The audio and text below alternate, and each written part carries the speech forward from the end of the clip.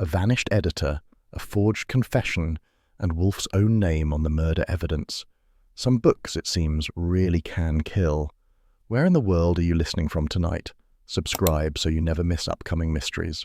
Nero Wolfe and the deleted chapter of his life. Rain was doing its level best to turn West 35th Street into a canal, and I was trying to remember if the cab to Bellevue counted as business or charity when the phone rang. It had that particular note, a little breathless, a little expensive, that told you the trouble on the other end was wearing perfume. I leaned back, feet on the desk, and picked up. "Mr. Goodwin?" "The same. If you're selling encyclopedias, I already know everything worth knowing." A pause, then a low, husky tone, precise around the vowels, as if they'd been ironed. "My name is Claudia Dane. I'm an editor at Mariner Press. I have a problem. It concerns your employer, Mr. Nero Wolfe." That was enough to make me sit up and yank my feet off Wolfe's mahogany. People didn't call here at 11:20 on a rain-soaked Thursday to compliment Wolfe's cookbooks. "Miss Dane, if you're planning to sue him for libel, get in line. But if it's something that can't wait until morning, I'll risk disturbing the orchid hour." "It can't wait." Her breath shivered through the line. "I found something, a manuscript. It appears to be a chapter deleted from a collection of essays years ago. The author's signature is unmistakable, Nero Wolfe." That earned a slow whistle from me. "You're sure it's not someone practicing forgery as a hobby?" "I know prose, Mr. Goodwin. It's genuine, but someone else wants it badly. I think they'd kill to get it back." I glanced toward Wolfe's closed elevator doors. Upstairs, between 9 and 11 p.m., he was communing with his orchids, which meant Manhattan could burn to ashes and he wouldn't come down until the last petal drooped. "Suppose you tell me where you are." She hesitated, then gave an address in the Flatiron district, the kind that smelled of old paper and editor's ulcers. "Come tonight," she said. "Please. I can't trust anyone else." "Sure," I said. "But if this is about an early Wolfe novel titled The Cook's Confession, I'll expect royalties." She didn't laugh. She hung up. I jotted the address, shrugged into my raincoat, and headed for the door. Fritz appeared, silent as a ghost, wiping his hands on a towel. "Dinner is at 8, Archie." "Tell the boss to save me a drumstick. I'm off to meet literature." Flatiron after dark was all neon drizzle and taxi breath. The building was a pre-war cube with a single lobby bulb trying to retire. I found Mariner Press on the 3rd floor, glass door, frosted lettering, and the faint perfume of wet ink. Inside, typewriters slept under covers like tired horses. A light burned in one office. Claudia Dane, senior editor. I knocked, waited, and got the silence you could sell to cemeteries. The door was unlocked. Inside, one desk lamp made an island of yellow in a sea of shadows. Papers everywhere, galley proofs, blue pencils, a bottle of rye with a lipstick print. On the floor beside the chair was a briefcase, its contents dumped like a purse turned inside out. And sitting on the blotter, just one sheet, was a letterhead that made my stomach do a small polite flip. Nero Wolfe, West 35th Street, New York. The paper was yellowed, edges crumbling. The date, May 1919. The signature, Nero Wolfe, in his old fountain pen flourish. Only the letter was blank except for one typed line at the top, to be deleted before publication. I turned the paper over. Nothing. No Claudia Dane, no blood, no anything. Just the smell of stale perfume and rain sneaking through a cracked window. I looked around again, checked drawers. Empty.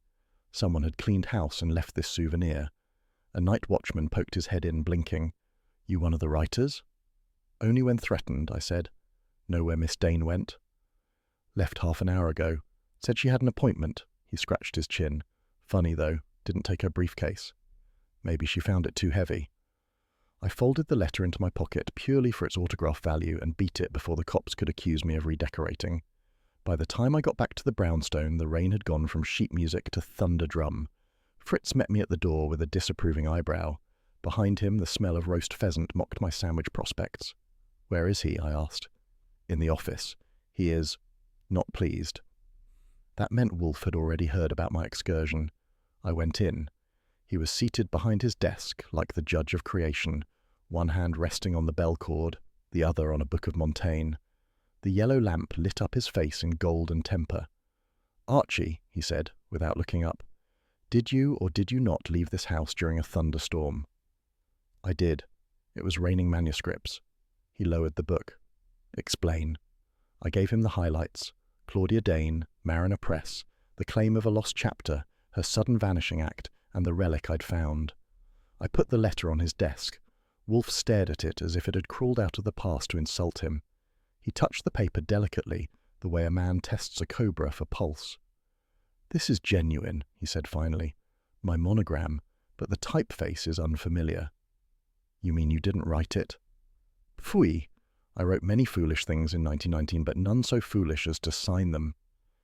"Then how does it end up in an editor's desk with a note saying someone might die for it?" He tugged the bell cord once sharply. Fritz appeared, bearing beer and 2 chilled glasses. Wolfe poured, sipped, and scowled. "Mr. Goodwin, the publishing trade is a jungle of ego. Miss Dane may have conjured my name to lend spice to her drivel, or she stumbled upon a forgery meant to besmirch me. Either is intolerable." "Then we'd better find her before the next issue of the Gazette prints it under literary crimes." He closed his eyes. "You will locate this woman. If she possesses the impertinence to fabricate, we will refute it. If she is endangered, we shall act accordingly. But you will not disturb me until after the orchid session." "Sure," I said. "Nothing like a good murder rumour to help the blossoms bloom." He opened one eye. "Your levity is misplaced." "So's the lady. Missing, remember?" He sighed, deep and resigned, as if civilization itself had misfiled him. "Very well. You may telephone Inspector Kramer, discreetly." Kramer answered on the second ring, voice thick with cigar smoke. "Goodwin, it's 11 at night. This better be good." "It's not good, it's literary. Ever hear of a dame named Claudia Dane?" Pause. Then, "Why?" "Because she called here about an hour ago saying she had something that could ruin Wolfe's reputation. Now she's vanished, leaving behind one antique letter of his." A grunt. Paper rustled. "Dane, Claudia, Mariner Press. Yeah, I got her name from a call earlier. Some janitor found her office ransacked. No body, though. You saying Wolfe's mixed up in this?" "Not voluntarily, but somebody's trying to ghostwrite his life, and the first draft looks deadly." Kramer exhaled. "Tell Wolfe to keep his distance. If this turns into a homicide, I don't want him pulling Latin out of a hat." "Noted, but if I find her before you do, I'll call the rescue squad." He hung up with the enthusiasm of a man slamming a coffin lid. When I went back in, Wolfe was lighting another beer, his version of meditation. The rain kept pattering at the windows like an impatient typist. "Well?" he demanded. "Kramer's already got wind of it. Says her office was torn up, no body yet. You're popular tonight." He frowned. "It is an affront. I have never permitted my name to be commercialized. If some editor seeks notoriety through imposture, then maybe you should hire a publicist to spin it." "Phooey, my character is self-evident." "Not to the tabloids," I said. He gave me a glacial look that would have frozen Niagara, then surprisingly relaxed. "Mr. Goodwin, your insolence is sometimes tonic. It reminds me the world is not entirely composed of fools." "Thanks. I'll put that on my resume." He gestured toward the letter. "Preserve that in the safe. Tomorrow you will visit Mariner Press again. Obtain a statement from any of Miss Dane's associates. Exercise tact. Editors are brittle." "Understood. And if she's already turned up as tomorrow's headline?" He shut his eyes. "Then, Mr. Goodwin, we shall lament that civilization continues its decline, and that my dinner was disturbed for nothing." At 12:30, the brownstone was quiet except for the rain and the ticking clock that thinks it's conducting an orchestra. I typed up notes, habit, not hope, and stared at the old letter resting on Wolfe's desk under the lamp. Whoever wanted that deleted chapter had gone to a lot of trouble. Either they believed Wolfe once wrote something worth killing for, or they wanted the world to believe it. When I finally turned out the light, I had the uneasy feeling that the next chapter wasn't deleted at all. It was just waiting to be written, in blood and ink. Breakfast at the brownstone is usually a sacred ritual, Fritz's griddle cakes, Wolfe's silence, and my newspaper serving as conversational armour. That morning the armour didn't hold. The phone rang at 8:42, cutting through the aroma of maple syrup like a subpoena. I made the mistake of answering. "Goodwin," came Kramer's voice, rough as a file on granite. "Where's Wolfe?" "In his natural habitat, surrounded by starch and self-regard. You're up early for a man who hates culture." "I'm up because a woman's dead. Claudia Dane. You know her?" I straightened in the chair. "Met her last night. Editor type. Silk voice, nervous hands. What happened?" "She's in the morgue, strangled with a typesetter's ribbon. And before you ask, yeah, we found something with Wolfe's name on it in her office." Paper rustled through the line.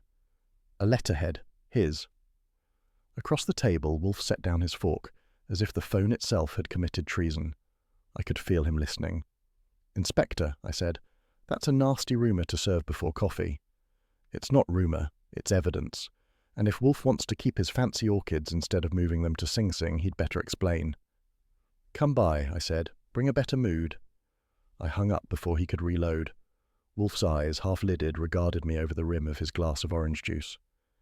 "That," he murmured, "was the inspector, I presume." "Right. Claudia Dane's dead. Strangled. And the police found your stationery lounging at the scene." He dabbed his lips with a napkin. "Phooey, the city teems with my stationery. I have corresponded with fools for decades." "Sure," I said, "but most of them aren't found throttled with office equipment." He glared. "Archie, finish breakfast, then telephone the district attorney's office. Inform them I will not, under any circumstances, submit to interrogation before noon." "Because of the orchids?" "Because," he said icily, "I am not a criminal." Fritz appeared with a tray of bacon that had clearly graduated with honours. Wolfe gestured dismissal. "Take it away. Appetite is incompatible with libel." That was my cue. I headed for the door. "If you need me, I'll be swimming in ink." He barked, "You will stay here." "Sure, I'll stay, right after I see what's left of Mariner Press." The bell cord twitched in his hand, but he didn't pull it. His sigh followed me out like a disappointed Latin quotation. By 10:30, I was walking into the buzzsaw called Mariner Press.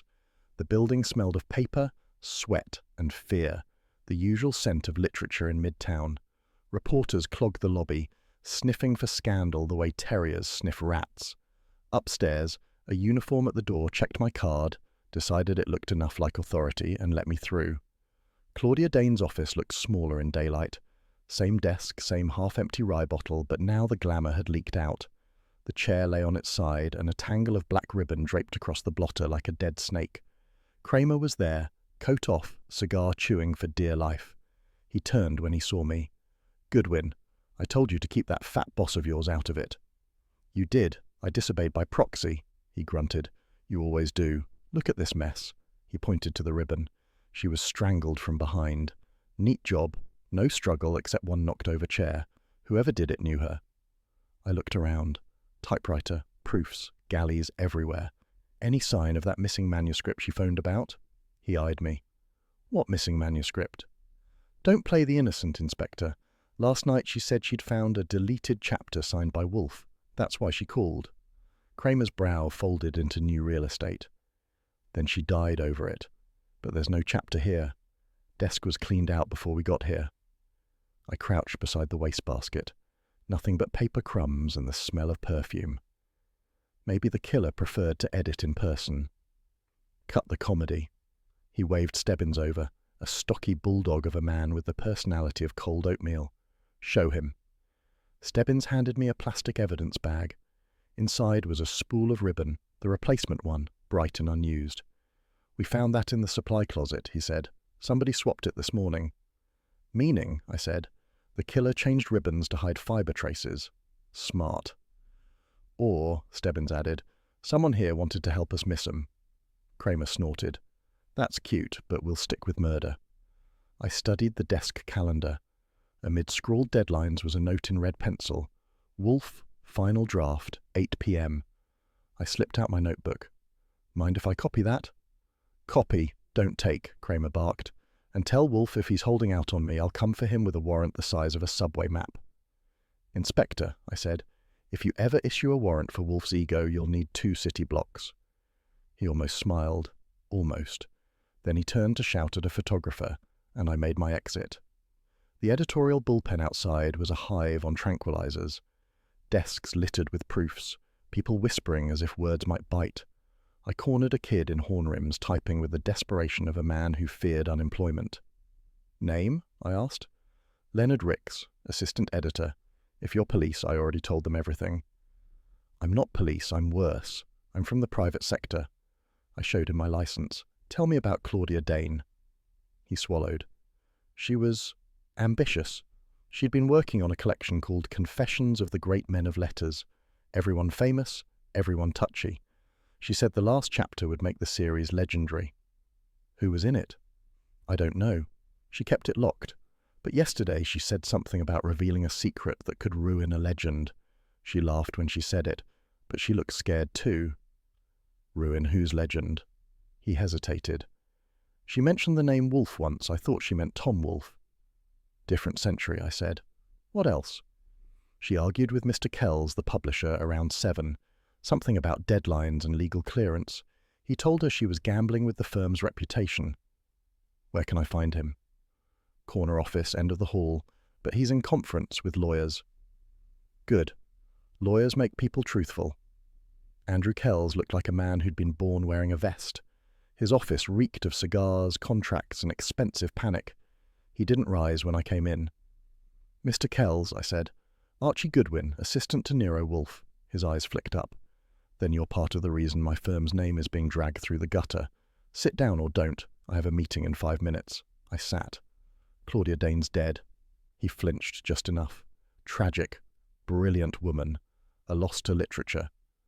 "Sure. She was editing a confession anthology. Any idea why your office looks like a crime scene and your editor looks worse?" He rubbed his temple. "Miss Dane was impulsive. She insisted on adding an unvetted chapter, something written decades ago by Mr. Wolfe. She claimed she had his authorization. She didn't. I gathered as much when the police arrived. I warned her last week. Reputations are delicate. She replied that truth mattered more. Foolish idealism. Where did she get the chapter? I have no idea. The manuscript vault is intact. If she had it, it's gone. He looked toward the rain-slick window. If you're suggesting anyone here harmed her, that's absurd. Our business is words, not murder. Sometimes they overlap, I said. Mind if I look around her files? I do mind. Those are company property. Then I'll take a peek while you fetch your lawyer. He started to protest, but I was already at the file cabinet. Nothing useful. Contracts, rejection letters, and a half-written note addressed to MP that read, "I'm delivering the Wolfe material tonight. He deserves to know." I slipped a photostat into my notebook. Red herring or not, the initials were a lead. When I turned back, Kells was glaring. "You people think you can barge in. I don't think, I know. Wolfe barges mentally. I just do the legwork." I left him fuming and took the elevator down before his lawyers could spell trespass. By the time I hit the sidewalk, the drizzle had turned honest.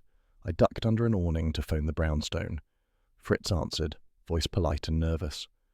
"Mr. Goodwin, Mr. Wolfe is displeased. Put him on before he combusts."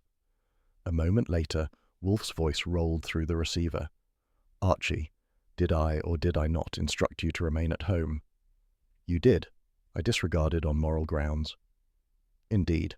And what moral prompted you to meddle in homicide?" "The kind that keeps your name out of tomorrow's headlines." He growled low. "Insubordination in pursuit of virtue. You are intolerable." "Thank you. I found out Claudia Dane was editing a book of confessions. Her last entry was supposedly yours. Somebody killed her for it, and the murder weapon's a typesetter's ribbon recently swapped out. The killer has editorial instincts." "Phooey. Editors meddle with commas, not carotids." "Maybe she tried to delete the wrong sentence." There was silence, the kind that means Wolfe's brain was rotating like a safe dial. Finally, "Return at once. We shall collate your observations." "Right after lunch." "Lunch," he said, "is at 1. You will be here." The line clicked. That was Wolfe's version of an affectionate hug. Back at the brownstone, I typed up my notes, rain still drumming the windows. Wolfe listened from his chair, eyes closed, fingers steepled. When I finished, he grunted. "A typesetter's ribbon. Ingenious, if theatrical.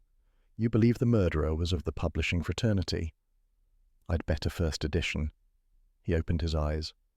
The inspector will pursue physical evidence. We shall pursue motive.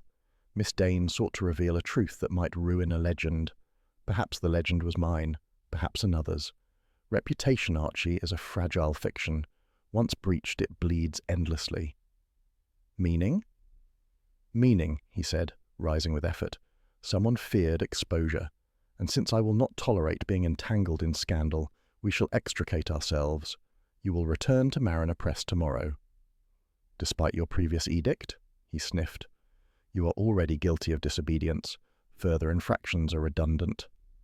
Fritz appeared in the doorway with a covered tray. Wolfe eyed it and exhaled. Lunch. I shut the typewriter and leaned back. So ends another thrilling morning of cultural enrichment. He shot me a look equal parts irritation and fondness. Archie, someday your levity will strangle you more efficiently than any ribbon. Maybe, I said, but at least it'll be well edited. By the time the afternoon papers started yelping, the brownstone felt less like a house and more like a target, and I had the job of standing in front and smiling. At 3:17, the doorbell had a seizure. I opened it to Lon Cohen from the Gazette, already halfway in, hat dripping, eyes bright the way a man's get when he smells scandal and overtime. Archie, he said, tell me it's bunk so I can misquote you responsibly. Try good afternoon, I told him. We're old-fashioned here. Afternoon. Now tell me about Wolfe's lost confession. He brushed past and into the office without waiting. Wolfe sat behind his desk, monumental, a thick law book open but neglected. The light slanted through the windows, throwing bars across the shelves like the room had been arraigned. Lon stopped. Rumour says Claudia Dane had a piece for our friends at Mariner, an unpublished essay by Nero Wolfe about Montenegro, wartime, betrayal, dead men left behind. She dies. The pages vanish. People talk. Wolfe's lids drooped. Mr. Cohen, you are in my office uninvited. You repeat drivel. Correct one of those. Lon grinned. So you never wrote it? I have never published a confession of any kind, Wolfe said. If your paper suggests otherwise, I shall relish instructing my attorney to pursue damages to the farthing. You may quote me. Off the record, then. There is no record, Wolfe snapped, and no lost essay. I added, You got it, Lon. The only thing he ever confesses is to seconds on roast duck. Lon's smile thinned. Look, Archie, she was telling people this chapter would knock a great man off his pedestal. Montenegro, a big name, blood. We can't print weather in its place. You can, I said. It's safer and more accurate. He eyed Wolfe. All right. For now, I'll tell them you denied. But if something leaks, I can't ignore it. Wolfe's voice went colder. If your name appears on one libelous line, Mr. Cohen, you will not again enjoy my accommodations or my indulgence. Lon sighed. I do love your employer, Archie. He threatens like a gentleman. Then low to me, watch your step. This smells prepared. He left. When the door closed, silence took a chair. Wolfe didn't look at me. He looked at nothing, which was worse. You heard, I said. Montenegro. Great man. Pedestal. Anything you'd like to share with the class? A pause. Once, Wolfe said, I wrote an essay touching events in Montenegro. In 1919. It was youthful intemperance. I consigned it to oblivion. Topic? My reflections on loyalty and perfidy, he said curtly. Not a ledger of crime. I was vain enough to suppose the world might benefit. Later I was wise enough to destroy it. Then somebody either rummaged your past, I said, or forged it, and Claudia Dane seems to have died with it in her hand. He gave me the full glare. I did not send her a line. You know my habits. Do you imagine me baring my soul to an editor? No, I said. You barely bare it to your socks. He tugged the bell cord once. Fritz appeared in the doorway. Wolfe said, Beer, Fritz, the large glass. I require fortification against idiocy. It was comfortably past noon. The ritual was sound. As Fritz withdrew, I said, Saul called. He's earned his glass too. Report, Wolfe ordered. Claudia met a Yugoslav émigré writer 3 times in the last month. Milan Petrovic. Talks like a prophet, pays like a panhandler. Last seen the night before she died. Since then he's evaporated. Wolfe's head lifted. From Montenegro? Born there, I said. In cafes he liked to brag he was guarding the true story of a great man's betrayal. People thought it was a pitch for a novel. Maybe it wasn't. A fool, Wolfe murmured. Hungry and incautious, go on. Police lab also pulled a smear of dark green ink from the cuff of Claudia's blouse. The tech said it looked like Pelican 4001, not the drugstore variety. That happened to ring a bell?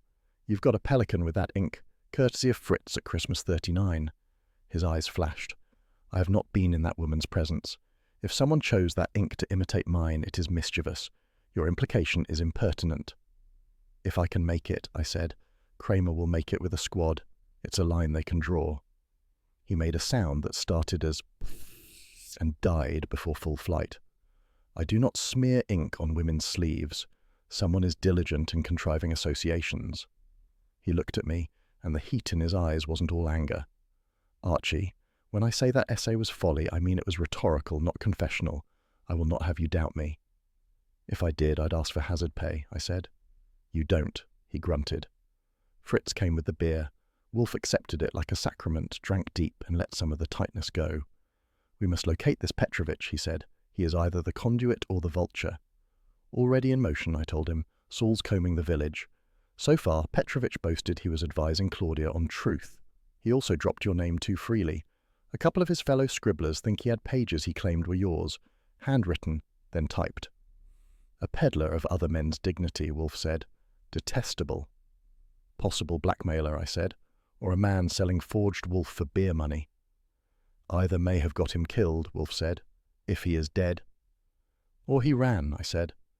When Claudia turned up strangled, discretion might suggest the next boat out of New York. A red herring, Wolfe muttered. Yet even red fish swim in real water. We will not ignore him. At 8:30 you will meet Saul and receive a full report. That collides with nothing sacred. My orchids, he said, require me from 4 until 6. Dinner is at 8. I shall be free by 8:20. Do not be late and do not be stupid. Define terms. Do not confront any man alone who may have engineered this until I have considered him, Wolfe said. Your impudence is tolerable. Your corpse would be inconvenient. That is Wolfe's version of fond. I'll do my best to stay decorative. He shut his eyes. See that you do. Also, no interviews. Any caller from the press is to be repelled. If Mr. Cohen values our occasional courtesies, he will abstain from vilification. Suppose he slips? Then, Wolfe said, I will be precise and merciless. Sit. Type your memorandum. Distill what we know. I want every filament of this web on paper. I went to the desk and fed a sheet into the Remington. While he listened with eyes closed, I dictated to myself. Dane, Claudia, editor, dead. Rumour of Wolfe essay on Montenegro. Petrovich, Milan, emigre, link. Green ink, Pelican, exploitable resemblance to Wolfe's pen. Possible fabrication aimed to stain his name. Actions. Track Petrovich. Restrain Gazette. Anticipate Kramer's angle. I carboned it, filed one copy, left the other on Wolfe's blotter. Outside, a newsboy's cry leaked through the window. Mystery editor slain. Secret manuscript hunt. No name yet, but the presses were winding up. The elevator doors clicked as Wolfe rose for his orchid session, abandoning the office to shadows and typewritten ghosts. I watched the doors close on him and thought that if somebody really had dug up a lost chapter of his life, they'd picked the one story he'd never let go public without a fight. At 8:30, Saul would come with answers, or with more questions printed in foreign ink. Until then, the brownstone held its breath, and so did I. I went to the front room and parted the curtains an inch. Cabs slid past in the wet, and across the street a man with a newspaper pretended to read in the drizzle longer than the comics were worth. Maybe he was only stubborn. Maybe he was waiting to see if our lights changed. Fine. If they wanted a show, they'd get one, but it would be on our stage, with Wolfe writing the lines. I let the curtain fall, checked my watch, and sharpened my pencil for Saul. If someone was forging history, we were about to start editing back. Outside, the city's presses muttered like distant, hungry juries. When Saul Panzer calls before lunch, it usually means one of two things. He's found our man, or he's found our man's corpse. His voice on the wire had that particular dryness that meant the latter. Archie, he said, Greenwich Village, Bleecker and Barrow. Boarding house full of writers who think ink's a food group. Room 6C. Bring gloves. I didn't bother telling Wolfe until after Fritz cleared the plates. There are limits to how much indigestion a genius can handle at once. By 1:43 p.m., I was ducking into a hallway that smelled like coffee, pipe ash, and failure. Saul met me halfway up, in his usual cap and calm. "He fell," he said, "or got helped. Petrovich. Neck's at an angle you don't get from yoga." Room 6C had a door that hung open like a loose tooth. Inside, a single lamp burned and a typewriter waited with its mouth open. The place was one long apology. Unmade bed, cheap rug, stack of manuscripts tied in twine. Petrovich himself lay at the bottom of the narrow stairwell, eyes glassy, one hand frozen as if still clutching the truth. The uniformed cop on scene was too young to shave properly. "No struggle, no witnesses," he told us. "Neighbor heard a crash around noon. Guy's papers were half burned in the sink."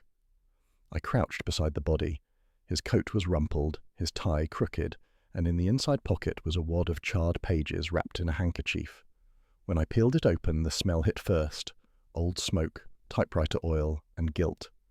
Across one unburned margin, in Claudia Dane's neat editorial hand, was a note: "Check Petrovich's name." Saul whistled under his breath. Guess she did. The type on the surviving sheet was Wolfe's unmistakable style: formal, rhythmic, the prose of a man lecturing the angels. The heading read Montenegro, a reflection on loyalty. I didn't need to read further to feel the chill of recognition. The cop moved closer. "You know what that is?" "Just an essay," I said, folding the packet. "A very old one. Mind if I take it?" He shook his head. "Kramer said you'd come. He's on his way." That was my cue to exit before the cigar smoke arrived. Saul gave me a look. "You'll deliver it?" "Personally," I said. "With tongs." By 3, I was back on West 35th. Fritz met me with an expression normally reserved for over-salted sauces. "Inspector Kramer is here," he said. He insisted. Kramer in the office looked like a red bulldog cornered by wallpaper. His hat was on Wolfe's desk, capital offence, and a sealed envelope sat beside it. "You beat me here," he growled. "Saul called you first. Fine, let's not play hide-and-seek." Wolfe, behind the desk, was a model of glacial civility. "Inspector, I trust you are not enjoying yourself." "Not particularly," Kramer said. "Guy named Petrovich fell down a stairwell, dead, and in his coat we found this." He tapped the envelope. "Recognize the typewriter?" Wolfe's eyes flicked to me, then back. "My typewriter is singular. That is mine." "Yeah? Then you can explain how your prose turned up on a corpse." "No." Wolfe reached for the envelope. "You will allow me to read it." Kramer hesitated. "I should deliver it downtown." "You may," Wolfe said, "after I ascertain whether it is genuine. If you prefer, remain and observe." Kramer grunted, struck a match and sat. I unsealed the flap and withdrew the folded sheaf. 6 pages, edges blackened, middle intact. Wolfe handled them like relics. The room went quiet except for the rain scratching at the windows. I watched his face while he read. Line by line the colour drained until he looked like marble left out overnight. His lips didn't move, but something in his eyes did. Some recognition he didn't like owning. When he reached the last page, he sat perfectly still, then exhaled a word that wasn't English. Kramer broke the silence. "Well?" "It imitates mine," Wolfe said finally. "The rhythm, the diction, clever mimicry. But it is not my hand. Someone forged this to resemble me." "What's in it?" Kramer asked. "An analysis of human frailty," Wolfe said dryly, "and an accusation that, were it published, could imperil a man still living. A man once my comrade." Kramer leaned forward. "Name?" "No." Wolfe's tone could have frozen coffee. "The relevance is historical, not criminal. Petrovich's death and Miss Dane's require explanation, but not through exhuming ghosts." "That's for me to decide," Kramer said. "Indeed," Wolfe replied. "Yet you will find your pursuit obstructed by time and ignorance." Kramer puffed smoke. "You always were a stone wall." "All right. I'll take it downtown for the lab. You'll get a receipt. Don't tamper." "I have read it," Wolfe said. "That suffices. Mr. Goodwin, the inspector, is departing. See that Fritz provides him coffee, black, since subtlety is wasted."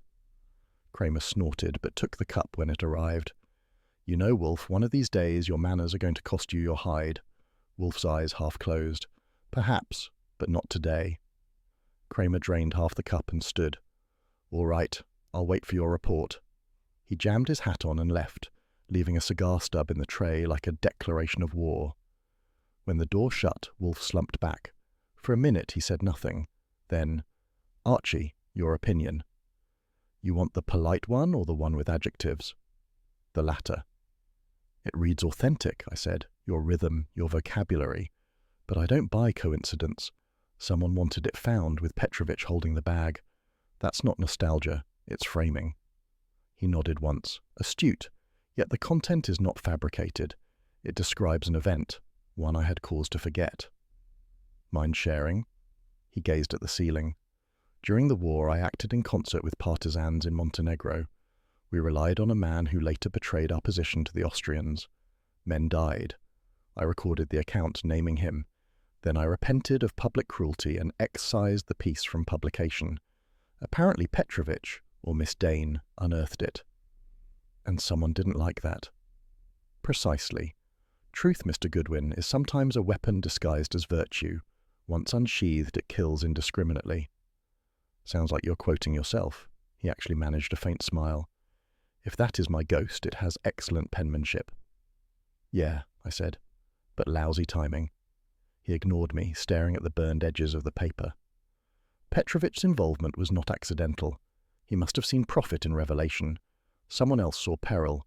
Between them, Miss Dane became collateral. "Any idea who that someone might be?" "Not yet, but I suspect proximity, one of those who traffic in letters, reputation, or both." "Meaning the publishing crowd?" "Indeed. You will return to Mariner Press tomorrow, inquire discreetly about Petrovich's connections, discover who financed him." I made a note on the pad. "And you?" "I," he said, "will think." That was my signal to stop talking unless prompted by gunfire. I collected the ash-smudged pages, slid them into the safe, and locked the door. Wolfe watched the act as if sealing a tomb. The rest of the afternoon passed in silence thick enough to slice. At 4 sharp, he rose for the orchids. As the elevator doors closed on his bulk, he said quietly, "Archie, ensure no pressman approaches. I will not have my past serialized." "Yes, sir," I said. "If they call, I'll tell them you're writing a cookbook. How to serve a scandal cold." He almost smiled again, but the doors shut before it reached daylight. At 5:30, I was alone with the ticking clock and the faint smell of smoke from the half-burned essay. Outside, the city kept shouting. Inside, the brownstone listened. I typed a memo for the file. Subject Petrovich, found dead, half-burned manuscript recovered, content genuine per Wolfe, link to Montenegro betrayal, further investigation pending. I carbon copied it, slid one under Wolfe's blotter, and poured myself a ginger ale. The phone rang once before I lifted it. Saul's voice again. "Archie, small update. The landlady says a gentleman publisher visited Petrovich this morning. Name sounded like Kells." I whistled low. "The boss will love that. Thanks, Saul." When I hung up, I stared at the closed elevator. The building felt colder. If Wolfe's ghost had come calling, it had brought company. At 8 o'clock, Fritz's soft knock announced dinner, and I heard the elevator descending. Wolfe emerged, expression composed but distant, the look of a man who dined with memories. He took his seat without speaking. After the meal, he lingered, swirling beer. Finally, "Archie, burn nothing. Keep the carbon copies of those pages. We may need them to catch a murderer, or to bury a past properly this time." "Understood," I said. "Just tell me which comes first." He didn't answer. The bell cord twitched once, calling for Fritz to clear, and the evening folded into its usual ritual silence. But upstairs in the safe lay a sheaf of words that could still kill, and downstairs sat a man who looked, for the first time in my memory, afraid of his own. The trouble with literary types is they always think murder should have better dialogue. By the time I finished checking Saul's report, I'd heard enough poetic alibis to fill a slim volume of verse titled "Lies at Lunchtime." At 7 minutes past 3, Wolfe had just folded himself into the dining room chair for coffee when I started the recital. "Saul did the legwork," I said. He dug up 3 names at Mariner Press who fit the billing. Andrew Kells, the moneybags, Lillian March, your old sparring partner from the salons, and one Vera Lasker, the translator who turned Petrovich's Balkan genius into English oatmeal. Wolfe made a sound that combined disdain and digestion. Proceed. Kells had dinner with Miss Dane 2 nights before she died. March claims she hasn't read a word of yours since you abandoned art for profit. And Vera, well, she's the kind of woman who could make betrayal sound like poetry. Saul overheard her last night at the Blue Parrot selling something she called a chapter about betrayal to an anonymous buyer. He set his cup down. A thematic coincidence, Mr. Goodwin. Sure, I said, and so's the fact that Vera just cashed a check for $2,000 from something called EC Press Syndicate. I slid the photostat onto the table. Wolfe turned it with 2 fingers as though it might soil the linen. 2,000, he murmured. A sum both too small for honour and too large for coincidence. EC, Edwin Claus. That's Saul's guess. Runs a little press on Fifth. Likes his scandals signed and numbered. Wolfe's eyes narrowed. We are circling vultures, not publishers. Miss Lasker was selling what she did not own. Unless, I said, she owned it temporarily, via Petrovich. Fritz appeared in the doorway, immaculate, holding a silver tray. Wolfe waved him back without looking. Later, Fritz, not now. I leaned on the table. So, where do you want me to start? Park Avenue or the Parrot? Neither, Wolfe said. You will telephone Miss March. Inform her that I wish to discuss the late Miss Dane's professional conduct. She'll hang up. Then call again, he said serenely. Persistence compensates for charm. Lillian March lived in a Park Avenue apartment that looked like it had been decorated by a hostile critic, expensive, chilly, and anxious to impress. She opened the door herself, wrapped in smoke-blue silk, eyes bright as razors. Archie Goodwin, she said. I should have known Wolfe wouldn't dirty his carpet by coming himself. He's delicate about footwear, I said. I'm delicate about people who get editors killed. Let's chat. She ushered me in, moving like applause she expected. You're here about Claudia. Poor girl. I told her literature is more lethal than it looks. She was editing a collection called Confessions of the Great Men of Letters. You supplied introductions, right? Her smile was lacquered. Once, until she chose notoriety over scholarship, Claudia thought scandal sold better than syntax. She was right.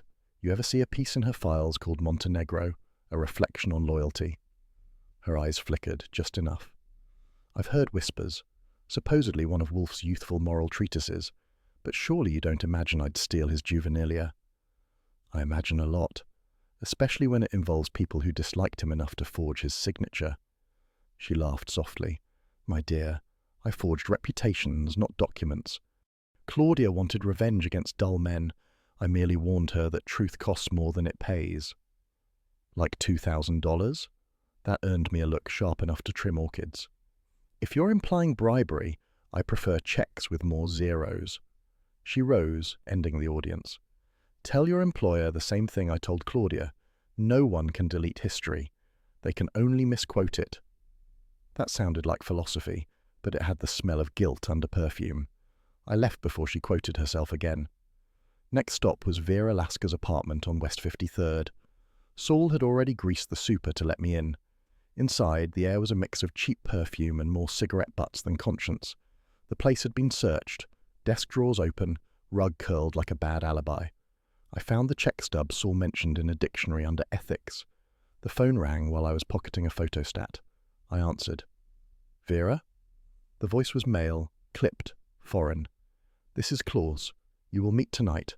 Same place, 10 o'clock. Bring the original, not the copies. Understand?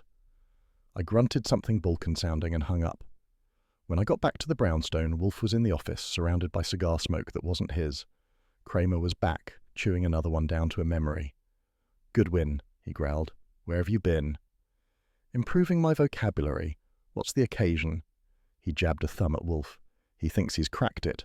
I think he's cracked. You both can't be right. Wolfe steepled his fingers. Inspector, we have trespassed upon literature's most profitable vice, blackmail. Kramer snorted. Sure, and you'll tell me Shakespeare's in on it. Miss Dane, Wolfe continued, was murdered because she stumbled upon a market in Confessions, true or forged, traded among publishers for influence. The purveyors acquire manuscripts claiming to reveal the sins of notables, then extort silence or sell exclusives. Miss Lasker and Petrovich were their brokers. Mr. Kells, I suspect, financed the trade. Miss March provided introductions and commentary. Kramer frowned. That's cute. Got proof? I held up the photostat. Check for $2,000 from EC Press Syndicate to Vera Lasker. Saul overheard her selling a chapter about betrayal. That chapter was Wolfe's essay. Kramer's eyes narrowed. Claws again. We raided his shop in 43. Illegal reprints. He wriggled out. Okay, I'll check it. Do so, Wolfe said. But tread lightly. These people barter in reputations. Exposure will cause them to close ranks and destroy evidence. Kramer grunted. You think I don't know that game? Wolfe's gaze softened slightly. I think you know too well. Still, act. The dead require courtesy. Kramer got up, fatigue edging out the fury. All right, Wolfe, I'll wait for your report, but if you're stringing me— I do not string, Wolfe said. I weave.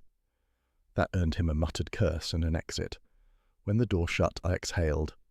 So, we're dealing with a literary blackmail syndicate. Sounds classy. Classy, Wolfe said, is an adjective often applied to poison. Saul's staking out clauses place tonight, I said. Wants to see who shows for that 10 o'clock appointment. Good. You will accompany him. Maintain distance, I nodded. And if Vera shows up with the original essay? Then, Wolfe said grimly, we shall learn whether truth sells better than death. He turned toward the desk and picked up the photostat again. Words, Mr. Goodwin, are deadlier than bullets. Yeah, I said, but bullets don't get published. That cracked a smile from him, small but legal tender. At 7 sharp, Fritz appeared with a tray, roast duck, asparagus, and the house burgundy. Wolfe gestured me to the table, which meant I'd earned the right to eat under the same roof. As we dined, he mused aloud. Consider, Archie, how these people use confession as commerce. To them, guilt is negotiable. One may buy absolution with cash or silence. They treat truth not as virtue, but as stock. Sounds like journalism, I said. He ignored that. Miss Lasker is our linchpin. She sold the chapter, but not the principal. The check is bait. When she meets her buyer tonight, the ring will close. Let's hope Saul's fishing license is current. Indeed. Dinner ended at 8. Wolfe lit a cigar, mood contemplative. I admit, he said, this intrigues me. They have made words into weapons and commerce, admirable in its perversion. I said, you almost sound jealous. Pfui, they lack elegance. To extort with language, one must first write well. At 8:42 I rose to leave. Saul's waiting. If the ink hits the fan, you'll hear before midnight. Exercise prudence, Wolfe said. If bullets precede syntax, retreat. Got it, he nodded once. Mr. Goodwin. Yeah? Be sure you return with facts, not fragments. That was Wolfe's way of saying he'd worry if I didn't. I grinned. I'll bring both. Facts for you, fragments for the evidence box. As I left, Fritz intercepted me with my coat, eyes anxious. Be careful, Archie. I'm always careful, I said, which wasn't true but sounded nice. The night air outside was sharp enough to file theories on. Down the steps I went, cablight gleaming through drizzle. Behind me the brownstone's windows glowed like watchful eyes. Inside, Wolfe was no doubt back at his desk, thinking of betrayal as currency. For a man who hated markets, he'd found himself in quite the one, where truth traded higher than gold and every word cost a life. By the time the morning edition hit the stoop, the brownstone had more reporters out front than the mayor's office after a tax scandal. I came downstairs at 9 sharp to find the air already thick with camera bulbs and bad headlines. The one on the Gazette was the prize winner. Deleted chapter reveals Wolfe's war crime. Fritz, looking pale, handed me the paper as though it might bite. It is dreadful, he said. Only if you can read, I told him, but even my jokes had splinters. There it was, in Lon Cohen's byline. The kind of thing that could kill a reputation quicker than a bullet. Wolfe, hero turned traitor, Montenegro, betrayal, lives lost. Somebody had fed Lon a masterpiece of slander. Upstairs, Wolfe was already at his desk, bulk immovable, lips pressed together like a courtroom seal. He didn't look up when I entered. Cohen called at 7, I said. He swears the story came through a reliable publishing source. Pfui, Wolfe muttered. Reliability is the refuge of scoundrels. The phone rang again, shrill with purpose. I picked it up, expecting Lon's apology. Instead came a gravel baritone that needed no introduction. "Goodwin, put him on." "Inspector, it's early for a serenade." "Now." I handed the receiver over. Wolfe listened a full minute, saying nothing, only frowning deeper. Then, "Very well, Inspector, I will comply." He hung up and sighed. "Mr. Kramer is on his way." That meant the siege had gone official. When the knock came, it shook the door. Kramer entered with his hat still on, a sign he was either boiling or afraid to cool. Stebbins followed, lugging a warrant folder like it contained TNT. Kramer jabbed the paper toward Wolfe. "You've read the morning trash? Then you know why I'm here. The DA wants the original manuscript. You hand it over, or I start tearing this house apart from attic to orchids." "Inspector," Wolfe said mildly, "you may tear what you please, provided you return it in its original disorder. The manuscript is here." Kramer blinked. "You've got it?" "Indeed." Wolfe leaned back, pressed the bell cord. Fritz appeared within moments, silent as ever. Wolfe instructed, "Bring the envelope from the safe, labelled Montenegro." When Fritz returned, Wolfe opened the flap, withdrew the sheaf inside, and placed it neatly on the desk between them. The pages were blank. Kramer stared. "What the hell is this?" "An empty form," Wolfe said, "fit for the accusations of empty minds." Stebbins stepped forward, red-faced. "You think this is funny?" "On the contrary," Wolfe said. "It is tragic. The authentic essay was destroyed years ago. What you seek never existed in this form." Kramer's cigar wagged like a metronome. "We've got carbon copies here in the file. Typed pages, your signature, your phrasing, that's evidence." "It is forgery," Wolfe said calmly, "done by a hand competent in mimicry. Look at the margins. Miss Dane's typed text was done on Miss March's machine, but the handwritten notes in the margin belong to Mr. Claus. I recognize his script." I caught Kramer's expression flicker, half disbelief, half reluctant interest. "You can prove that?" "I can identify it," Wolfe said. Her flourished M, the looped descenders, the habit of crossing T's with contempt. She edited the forgery. Stebbins snorted. "And we're supposed to take your word for it?"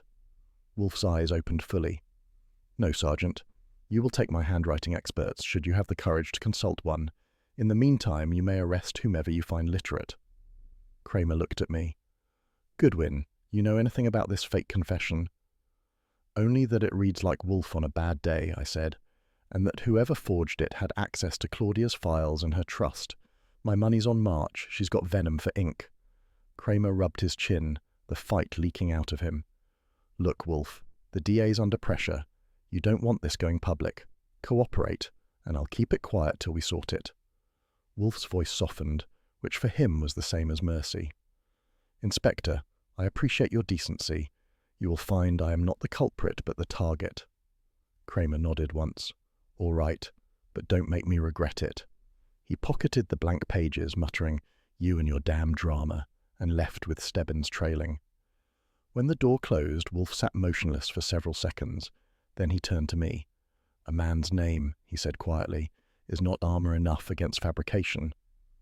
"Yeah," I said, "but you make a decent fortress anyway." He gave me a look that would have flattened a less charming assistant. "Mr. Goodwin, this is no jest. Someone with intimate knowledge of my style has manufactured a confession and disseminated it. That implies both access and malice." "March fits both bills," I said. "Claudia trusted her. Kells financed her. Vera translated her guilt. Take your pick." He nodded. "Miss March first, but we must verify the handwriting. Retrieve her published essays. Her notes are preserved at the Metropolitan Review offices. Request photostats." "Right after lunch?" "After," he said. "The orchids. They will not survive neglect merely because I have been libelled." I couldn't argue. The orchids had rights too. The next hour was a siege of another kind. Phones ringing, reporters pounding the door, telegrams from Europe demanding comment. I fielded them all, giving the standard line. Mr. Wolfe was unavailable, but innocence was available in bulk. At one point I looked out the front window. A crowd had gathered, students, gawkers, even a few war veterans who looked ready to throw tomatoes. One yelled, "Traitor!" before the rain shut him up. I wanted to shout back, but Wolfe forbade it. Silence, he said, is both shield and blade. At 5 minutes past noon, Fritz announced lunch. Wolfe rose with a dignity that ignored the mob outside. We shall eat, he said, as civilized men, not defendants. During the meal, he barely touched his food. When he finally spoke, his tone had changed, quieter, almost weary. You must never doubt me, Archie. That stopped me cold. If I did, I said, you'd fire me anyway. He looked up, eyes suddenly gentle. No, I would pity you. That was as close as Nero Wolfe ever came to gratitude. After lunch, I typed the memorandum for the case file. Forgery confirmed, March implicated, ink sample to be matched, public opinion volatile. I left a copy on his blotter. Outside, the reporters were still shouting, but their noise couldn't reach the sanctum. Wolfe was already gone to the orchids, tending the only living things that didn't question his integrity. I shut the blinds, lit a cigarette, and thought about how easy it was to rewrite the truth, and how hard it was to erase it once printed. Late that afternoon, I was back at Lillian March's Park Avenue mausoleum, to her own importance. The doorman remembered me, and looked like he still blamed me for tracking in bad grammar. I gave him the name Lillian March, and he hesitated just long enough to let me know she was either trouble or important, which in her case amounted to the same thing.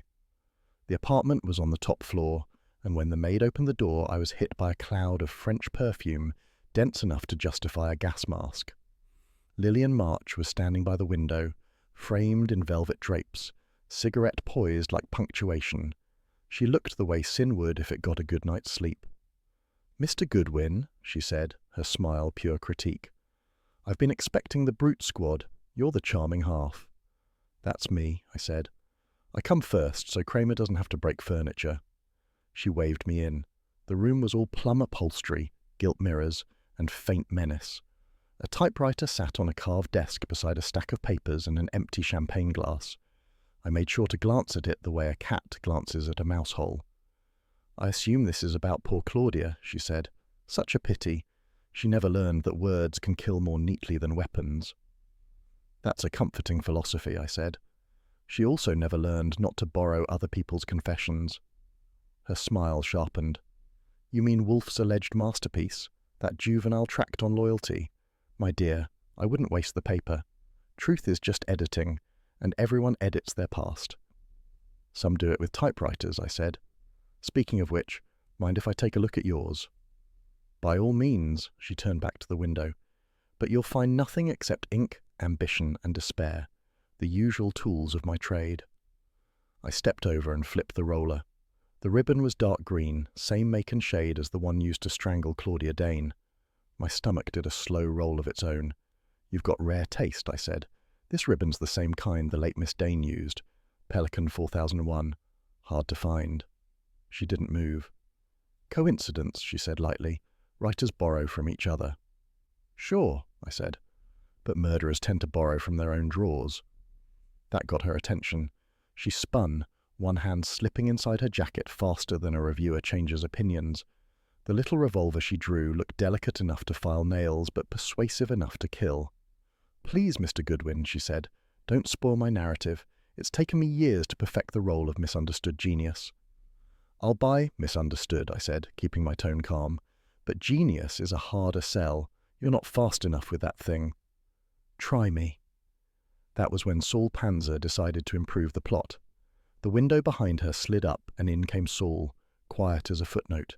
She turned, too slow. His arm caught her wrist, the gun clattered to the floor, and in 2 seconds she was disarmed and furious. "Hello, Miss March," Saul said mildly. "You dropped something." Her poise cracked, then reassembled. "Breaking and entering, Mr. Panzer. How very proletarian." "Only when invited by a friend with poor timing," he said. I picked up the gun, checked the chamber. Loaded. No lipstick prints, just fingerprints waiting for Kramer's boys. "You might have gotten away with the clever talk," I told her. "But this makes your argument kind of redundant." She drew herself up. "You're making a dreadful mistake.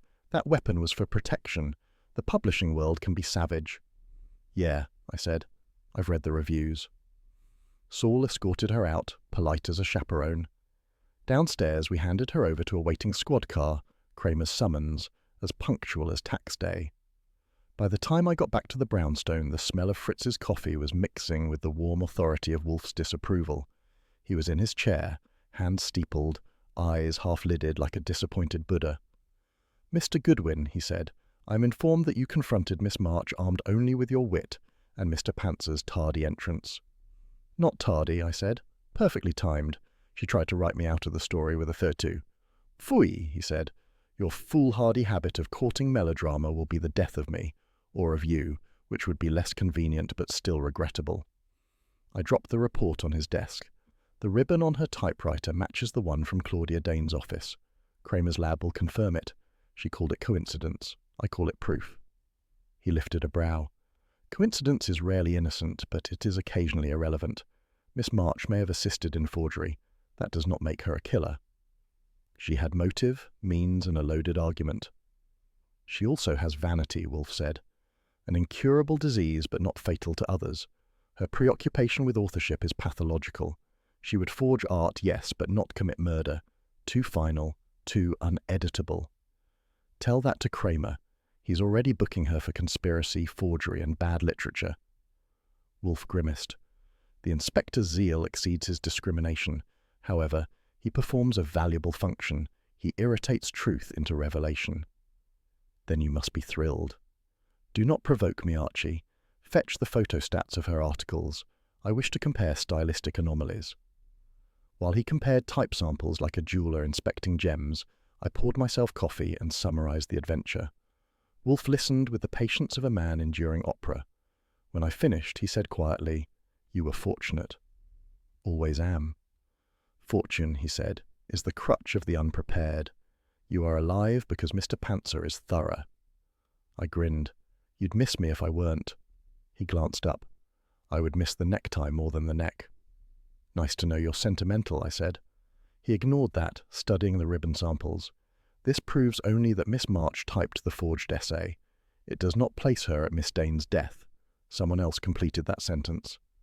The bell rang before I could answer. Fritz appeared. "Inspector Kramer to see you, sir." Wolfe sighed. "Admit him. And bring beer. I'll require stamina." Kramer stomped in, looking tired but smug. "We got her, Wolfe. March folded fast once we hit her with the ribbon evidence."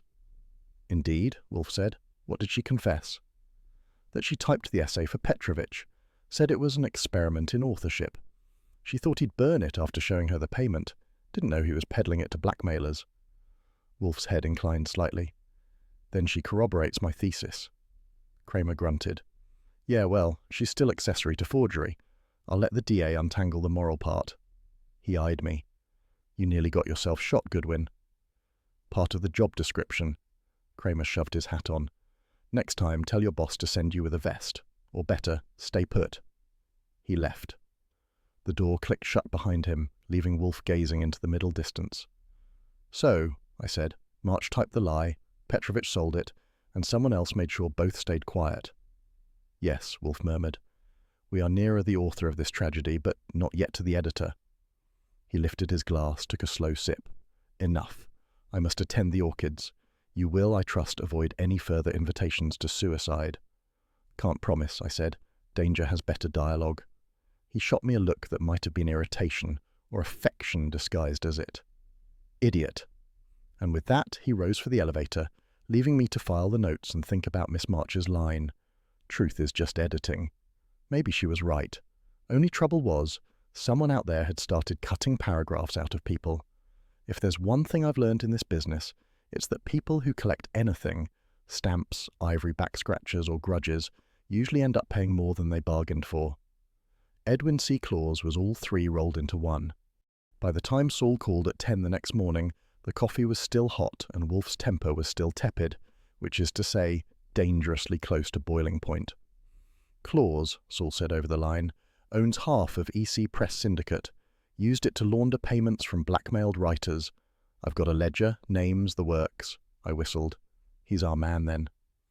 "More than that," Saul said. "He's got a library on Fifth Avenue that'd make the Library of Congress blush. Calls himself a curator of scandal." Wolfe, who had been pretending not to listen, sighed like civilization was collapsing one syllable at a time.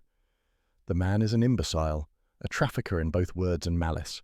Mr. Goodwin, Make an appointment.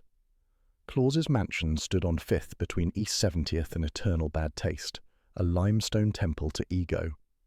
The butler, grey-haired and British enough to apologise for existing, led me into a library that looked like Gutenberg's attic. Books lined the walls 3 stories high, broken only by oil portraits of men who clearly hadn't laughed since the Crusades. Claus was waiting by the hearth, a cigar glowing like sin between his fingers. He was a tall man, reed-thin, with the kind of face that smiled for practice and scowled for sport. "Mr. Goodwin," he said, extending a hand that felt like cold paper. "To what do I owe the pleasure, or shall I guess?" "Guessing's your business, Mr. Claus," I said. "Mine's getting answers. You bought something from Vera Alaska, a chapter about betrayal. Care to tell me why?" His lips curved. "Because betrayal is the rarest first edition of all. Every man writes it once." I took in the room, mahogany, leather, and an odour of ego aged to perfection. "Cute line, but the chapter you bought happened to frame my employer for a war crime. I take that personal." Claus's grin widened. "Your employer has long owed me an apology. 20 years ago, he denounced my medieval codex as a forgery before a room of peers. He was right, of course, but truth is seldom profitable. This," he tapped his cigar ash into a priceless bronze urn, "was my review." I said, "You call framing him revenge? You're mixing genres." "Not framing," he corrected. "Exposing. The essay I purchased was real enough to ruin him, which made it art. A counterfeit confession, if you will." That's when Wolfe's voice rolled from the doorway like thunder reciting Latin. "Mr. Claus, you are a fool, but a decorative one." Claus turned, startled. "Wolfe, you actually ventured out?" "I did not," Wolfe said, entering with the dignity of a battleship. "Mr. Goodwin exaggerates geography. I have merely chosen to confront you where you nest. I'd driven him here in the Heron Coupe under threat of scandal, and watching him lumber into Claus's lair was worth the price of gas." Claus recovered his composure. "You've grown wider, but no wiser, Wolfe. Come to bargain? I assure you, everything I have can be made to disappear, for a price." Wolfe lowered himself into an armchair that sighed under the strain. "I do not purchase excrement. You have taken my words, falsified them, and sold them for extortion. That is not commerce, it is parasitism." Claus laughed softly. "You always did mistake moral indignation for virtue. I deal in demand. The world wants dirt, not truth. I simply provided the supply." I said, "Yeah, and Claudia Dane supplied the corpse." He flicked ash. "Collateral damage. Every industry has its overhead." Wolfe's nostrils flared. "You compare murder to bookkeeping?"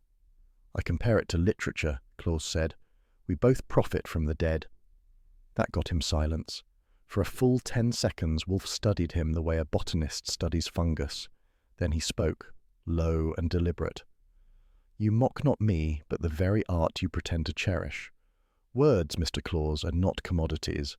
They are contracts between the living and the dead. You have broken them." Claus's smile cooled. "You sound wounded, Wolfe. Perhaps you'd prefer a quieter settlement.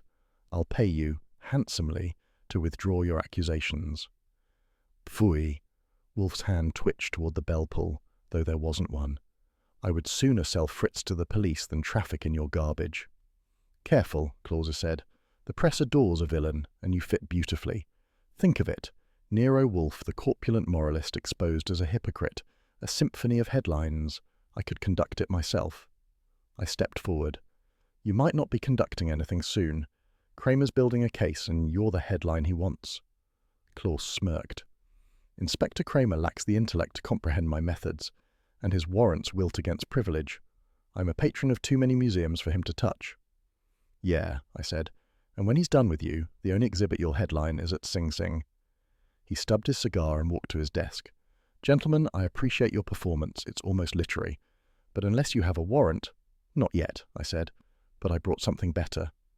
I handed him the envelope Wolfe had prepared. Stationery embossed with a wolf's head, the same design Claus used for his personal correspondence. "Recognize it?" Claus's eyes flickered. "Where did you get this?" "From your forger," Wolfe said. "Miss March was careless. She left ink residue from this stationery on the forged essay. You mocked me even in your tools. A wolf's head indeed. Claus's calm cracked, but only slightly. Clever deduction, worth nothing without proof of intent. Oh, but we have that, Wolfe said. Your accountant's ledger, courtesy of Mr. Pantzer. Payments to Miss Lasker and Petrovich disguised as translation fees. A tidy sum of $20,000 over 3 months. The Department of Justice will enjoy reading it. Claus turned pale. You wouldn't. I would, Wolfe said. I prefer the law to revenge. It lasts longer. Claus's knuckles whitened on the desk. You think you've won? I think, Wolfe said, rising slowly, you've already lost. He turned toward me. Mr. Goodwin, the inspector will require those ledgers. Leave them with him tonight. Claus's voice followed us like smoke. Wolfe, you sanctimonious ox. You think words make you powerful, but men like me own the presses. Wolfe paused at the door. Men who collect words, he said, forget that words collect men. I muttered, you ought to embroider that on a pillow. We left Claus fuming among his first editions. Outside, the evening had settled over Fifth Avenue like a polished lie. Lights, limousines, and the faint smell of money burning politely. Wolfe climbed into the Heron without speaking, which was how I knew he was thinking murder, but only in the literary sense. Back at the brownstone, Fritz had supper waiting, veal with moral sauce and enough burgundy to drown remorse. Wolfe ate in silence, the way a man eats at a funeral he's hosting. When the clock struck 8, he pushed back his plate.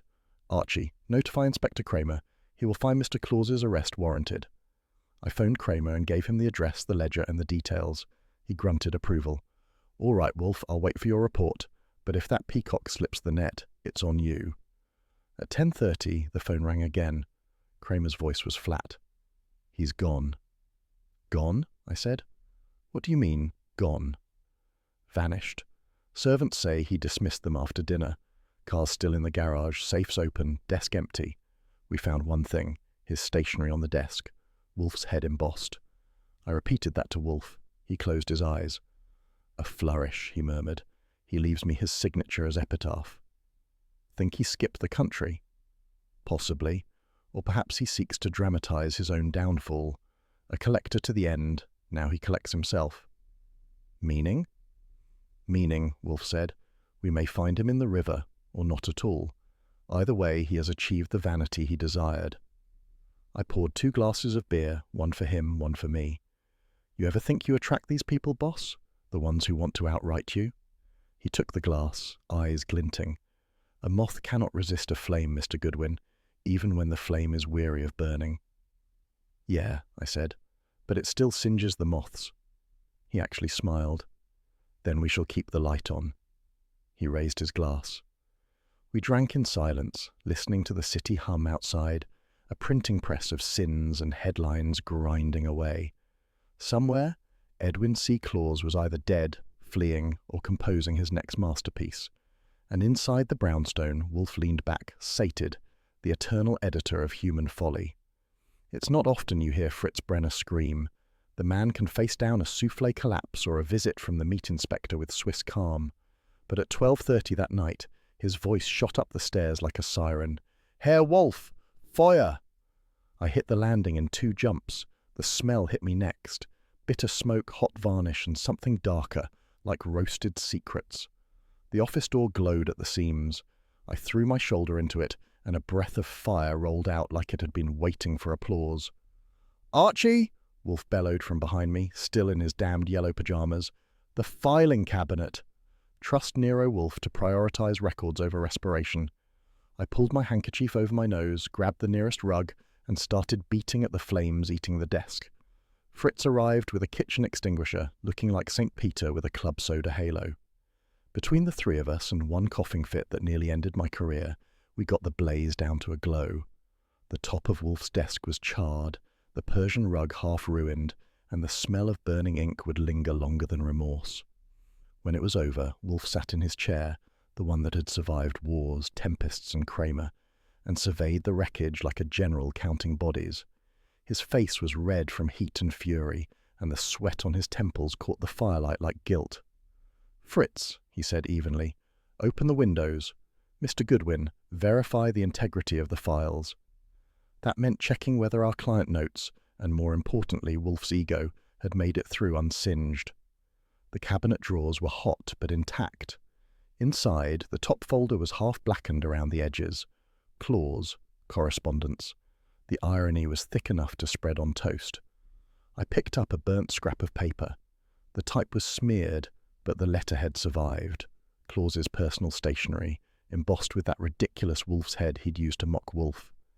The emblem curled in the heat, as though it couldn't stand the irony either. "Cigar ash," I said, crouching near the desk. "Partagas brand. Same Cuban Claus was smoking yesterday. Either he dropped by to return the stationery personally, or someone wanted us to think so." Wolfe's eyes narrowed. He would not soil his own hands. He would commission a lesser creature. Then maybe that lesser creature lit the match. Either way, the arsonist knew where to hurt you. Indeed. He glanced at the blackened rug, his mouth twisting, a desecration of wool and intellect both. I leaned against the scorched wall. "That's the first time you've let smoke in here voluntarily." For a moment, just a breath, his mouth twitched, the ghost of a smile. Then he straightened. "Mr. Goodwin, the time?" 12:52. "Very well. At 1 o'clock you will telephone Mr. Cohen. He will have the Gazette print nothing until I dictate the truth. At 1:20 call Inspector Kramer. Inform him that an attempt has been made to obliterate evidence in an ongoing investigation. Then," he pointed at the safe, "secure the remaining files. We will receive callers at 11 sharp tomorrow." "Every suspect?" "Everyone still drawing breath," he said. Fritz reappeared, soot on his face, holding a bucket of water like an avenging angel. "The firemen are on their way, Herr Wolfe. They ask if anyone is injured." "Only my sensibilities," Wolfe said. "Inform them the danger has passed." I looked at the mess, the warped desk, the peeling wallpaper, the faint hiss of dying coals. "You want to leave the clean-up to the fire department?" "No," he said curtly. "You and Fritz will see to it. I will not have strangers trampling my sanctum under the guise of safety." "Sure," I said. "Wouldn't want them discovering you have emotions." He shot me a glance that could have boiled milk. "Archie." "Yeah?" "Be still." That was Wolfe's equivalent of a please. I shut up. He leaned forward, elbows on the armrests, studying the desk like it had betrayed him personally. The fire began precisely where the draft of my dictated report lay. They aimed for my words, not my person. "Claus again," I said. "He didn't get enough satisfaction from forgery, so he tried cremation." "Perhaps." Wolfe's fingers traced the air in front of him, shaping thoughts like smoke. "But he is a coward, not a vandal. If he wished to strike, he would do so with publication, not flame. This was panic, or warning." Fritz, still trembling, murmured, "It could have spread, sir. We were lucky." Wolfe's eyes softened by a fraction. "You acted well, Fritz. You too, Archie. You have my gratitude." That was as close as he'd ever come to a medal ceremony. I nodded. "You're welcome, but I'd rather the next time we roast something, it's duck." He exhaled through his nose, a sound halfway between amusement and contempt, and reached for his beer. The glass, mercifully untouched, waited on a tray Fritz had saved from the flames. He lifted it, the foam catching the firelight. "To survival," he said simply. We drank. The phone started ringing at 1 o'clock sharp. Lon Cohen, his voice half whisper, half panic, said, "Archie, for the love of ink, tell me Wolfe's alive.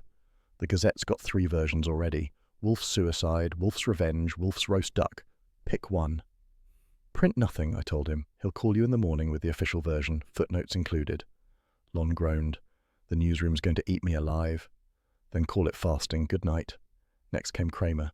He didn't bother with greetings. "Goodwin, is he hurt?" "Nope, just singed pride. Someone tried to burn the evidence in his office." "Anybody seen?" "Nothing but smoke and Cuban ash. You'll like that part." "Claus," he growled. "That peacock's getting too clever." "Maybe, but he's missing. If this was him, he's desperate." "Desperate men make mistakes," Kramer said. "I'll have Stebbins check every pawn shop and shipping terminal in town. He won't get far."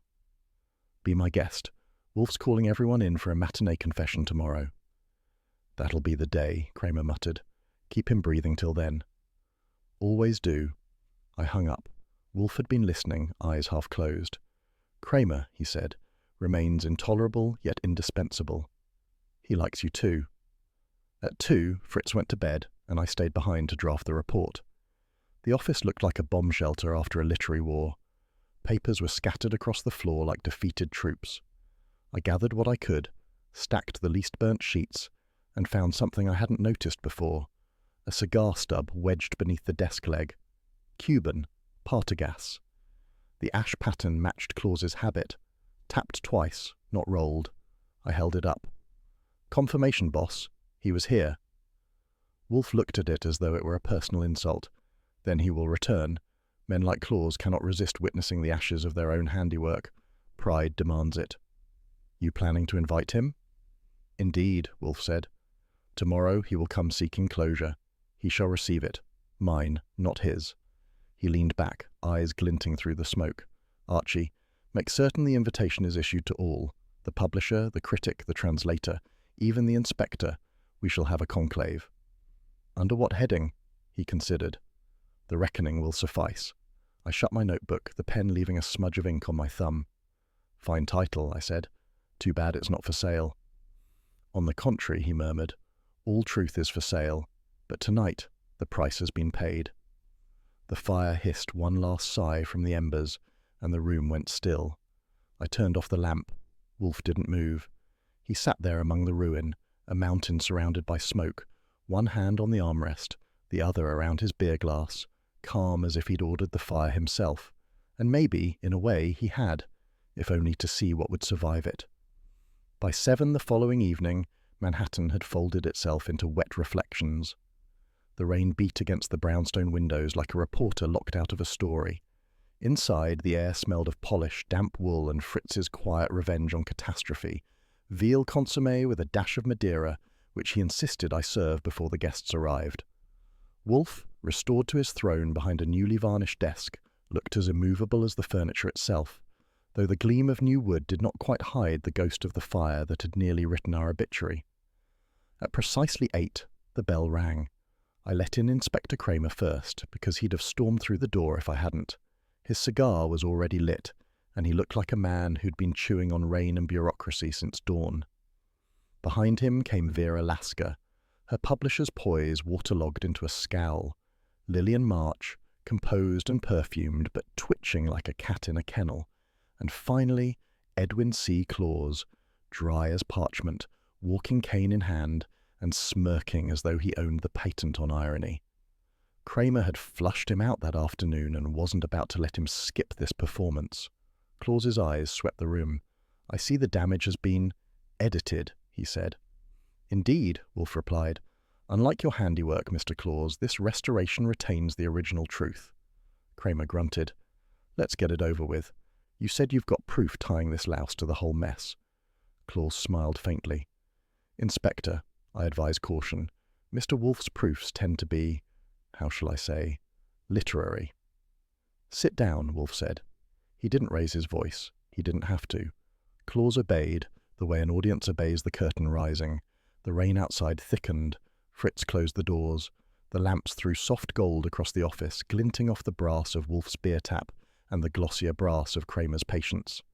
I took my usual seat near the wall, notebook ready. Wolfe began as though addressing an invisible courtroom. Gentlemen, ladies, this evening will conclude the business that began with the theft of an essay and ended with 2 deaths, 1 forgery, and a considerable quantity of journalistic folly. You have all played roles, some unwittingly, some disgracefully, but the author of this sordid script sits among us. Claus gave a theatrical sigh. Really, Wolfe, this self-parody is beneath even you. What are we to expect? A recitation? Wolfe's eyelids flicked upward. Yes, you will hear the deleted chapter, restored, as only its true author can restore it. He motioned to me. Mr. Goodwin, take dictation. I flipped the pad. He leaned back, closed his eyes, and began.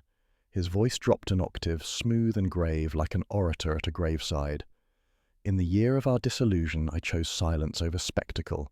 A friend, accused of betrayal, placed before me a confession implicating another. To publish it would have preserved my own name. To delete it preserved his. I deleted it. He opened his eyes. That is the truth Claus attempted to counterfeit. The supposed confession Miss Dane found at Mariner Press was forged, typed by Miss March at Claus's request, sold by Miss Lasker through intermediaries, and planted through gossip for the press to discover. Its purpose was twofold: profit and revenge. Profit from the scandal it would generate, revenge from an old wound inflicted when I unmasked Claus's earlier forgery of a medieval codex. Kramer shifted his cigar. You're saying Claus cooked the whole racket and killed Dane to cover it? Claus's voice was silk dipped in arsenic. You flatter me. I don't kill secretaries. No, Wolfe said. But you hire men who do. The fire here was your second attempt, intended to obliterate the draft that proved the essay was fabricated. Unfortunately for you, I retain all that matters: memory. Vera's knuckles whitened on her handbag. He told me it was only a publicity piece. And you believed him, Wolfe said. You, Miss Lasker, who sold words for profit, failed to recognize when you were being used to launder malice. Miss March, on the other hand, knew exactly what she was typing. March rose, eyes flashing. I was promised it was an artistic experiment, a satire. Claus's smile froze. Lillian, sit down.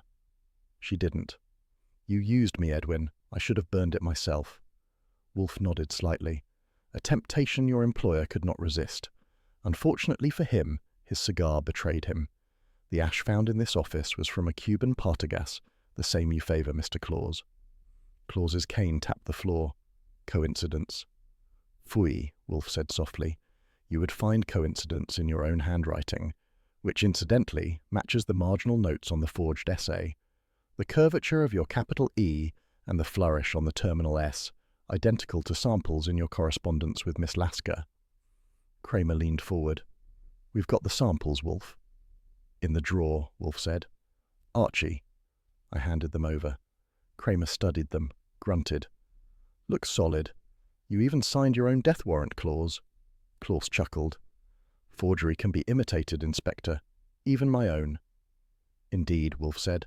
But bank transfers cannot.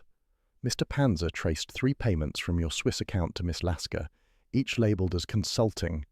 The amounts coincide precisely with the timeline of the forgery's creation and distribution. Vera gasped. He told me it was a licensing advance. Wolfe inclined his head. A license, yes, but to ruin me. And Miss Dane discovered it.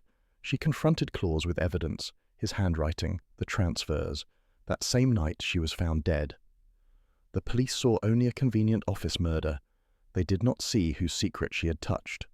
Kramer's jaw tightened. You can prove he was there? Wolfe gestured toward the small glass jar on his desk. Inside lay grey residue. That ash came from the victim's carpet fibres, retrieved by Mr. Goodwin. Cuban. Claus's cigar. An expensive calling card. Claus rose, colour draining from his face. You have nothing admissible. This is theatre. Indeed, Wolfe said, but every act requires an ending.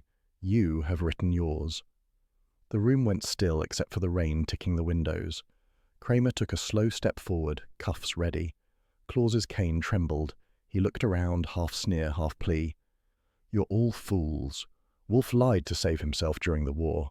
That's the truth I meant to publish. Wolfe's tone stayed calm. The truth, Mr. Claus, is that I spared you. You were the traitor, the man who betrayed a French curator to the Gestapo over a manuscript deal. The curator died in custody. I deleted that chapter to protect your family from disgrace. You repaid mercy with malice.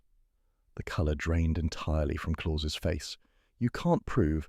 Your confession remains, Wolfe interrupted, nodding to me. Mr. Goodwin, the safe. I opened it, pulled out a sealed envelope. Inside was the photostat of an old letter. Claus's handwriting again, dated 1943, boasting of recovering the codex. It was addressed to a German officer. Claus sagged. That was business. Betrayal, Wolfe said. You traded lives for parchment. You mistook greed for intellect. I corrected your error once, now the correction is complete. Kramer moved in. Edwin C. Claus, you're under arrest for conspiracy, forgery, and obstruction of justice. We'll add homicide when the DA's done reading this opera. Claus didn't resist. The cane slipped from his hand. clattering against the tile like a closing argument. Kramer signalled Stebbins at the door, who took him quietly. As they left, Wolfe exhaled, long and low, as if releasing a decade. March murmured, "So it's over." "No," Wolfe said, merely concluded. Vera clutched her bag. "And what becomes of me?" "Your reputation will recover," Wolfe said, "provided you refrain from editing truth again." She managed a nod and fled. March followed, perfume trailing regret. That left Kramer, wiping cigar ash from his sleeve. "You win this one, Wolfe." Wolfe regarded him. "Justice, Inspector, not victory." Kramer nodded once. "Yeah, well, justice smells a lot like beer. You got one for the road?" "Fritz," Wolfe called. Fritz entered, tray balanced, 2 glasses already chilled. Wolfe poured, the sound crisp as punctuation. He handed one to Kramer. "To cooperation," Wolfe said. Kramer raised it. "To closure." He drained half, set it down, and left without slamming the door, a small miracle. When the sound of the front door faded, I stretched. "So, boss, chapter finally closed." He regarded the rain-streaked window, the reflection of the desk lamp flickering like a dying star. "Deleted, Mr. Goodwin," he said softly, "but never forgotten." I grinned. "That's poetic.